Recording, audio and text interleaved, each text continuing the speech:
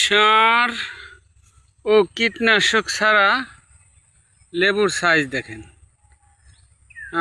আমরা সার কীটনাশক দিয়ে মাটির অণুজীব সব মেরে ফেলাইছি, যেই কারণে ফল বড় হয় না, ফলে স্বাদ হয় না।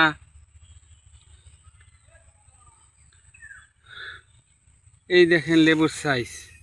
এটা কোনো বড় জাতের লেবু না, এমনি আমাদের দেশে যে নর্মাল লেবু পাওয়া যায় সেই লেবুই, কিন্তু আমি ব্যবহার করি হলো তরল জীবামৃত, যেটা গোবর, চিটাগুড়, গরুর চুনা বা মূত্র, বুটের বেসন ও বাঁশঝাড়ের মাটি দিয়ে বানানো হয়।